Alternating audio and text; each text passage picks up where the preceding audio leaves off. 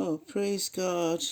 Adolfo nyankopon sha bebre se onya ebre etie nasem. Onyame nam nasem so no onfa yenkodu echire. Oni yen enante ne yehu ne ni onyam ne ne kaseye. Adolfo pa yempa eboni se be ka ye ho ewo yade suye mu. Awurade fa wakwan ya churchfo pa. Ne church ye ewo Jesus Christ di mu. Amen. Adolfo me ma wakwa banen so de bauti asesen dwumedi so. Ye be fi akenkan sam we fi Joshua tiba akonchiche munum kosinkron. Joshua tiba akonchiche munum kosinkron. Adolfo me ntie Awurade asem. O se obi bie ni ho betimi agina w'anim se wo ko atia wo. Efi se me ne wo na ebe wo ho. Ne se dia na me ne Moses wo ho no saa na me ne wo nso wo ho. Na nyade a mepa wo nyade a meyiwa ama. Na onyankopon kasa asem we de kire onipa. Oka kire Joshua. Ebra na ode dwumedie no ehye Joshua nsa. Ebra na Moses ni ho biom na Joshua ne bedi dom n'anim no. Onyame ma ne sa boshe yi. Na mjese sa boshe yi ye mene won so ye dia se. Onyame si onja ye na orempa ye nso. Enkanka sa wo ye kendini na wo ye jemu.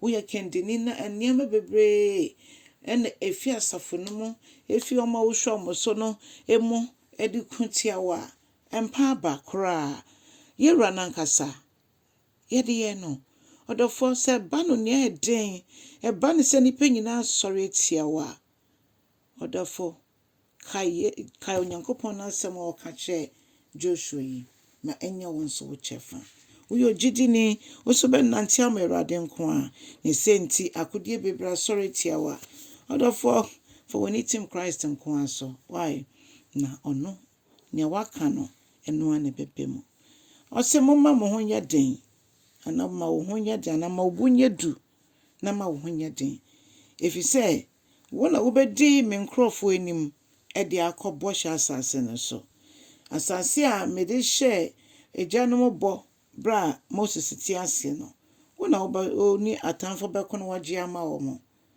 odofo sa no nyankopon ka kye ya no pay say ye bra ye tu ye ho si wo se ye gidifue ye ntu ye ho si wo se nkrofo a omo agidi agi ono nyankopon di so ye nyame a otimi ade nyina ye gidie ni ntimi nsipi ma ye ntimi ngi afofro so ma Awurade se ye ntimi ahye ye ho den ni ye nyina pentin a enya de ebetimi atwe obi a no nso onni Awurade ana se onni enidaso. Hallelujah. Ose ne senti esanse obekon akon bebrenti ma honya den na ma obu nso enye du ne kiche se onimu se ekon na da omanim no enye nipa kon so obetimi de ho ato asafo Awurade so nko ade a Awurade bekon okono e de ma Kristi abrabo enemu ye gina kono ye sojafo a ye gina kono eno nti odofo etwa se ye hwehwe Awurade akiri kwan ne ye gina pintin ewo nimu ase ye nhwe na ye ndi ne boshe so na ne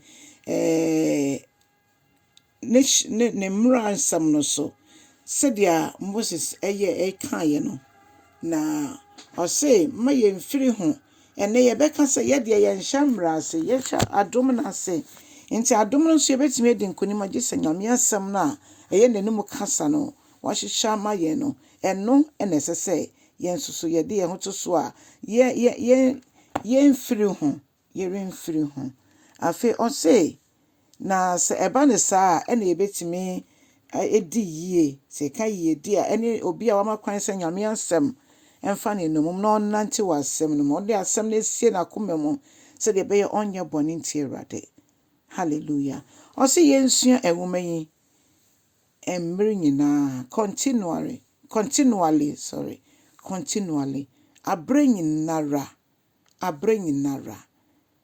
yendwendwene asem no ho anopa ewia anadwo se de be ya ye ni beda ho se de be ya yemfum onyankopon se de be ya ne ya twere wo twere no mu nyina ye betu anamo Ɔse ɛno mu nko ara na mobɛtumi edi yie na esi mu yie.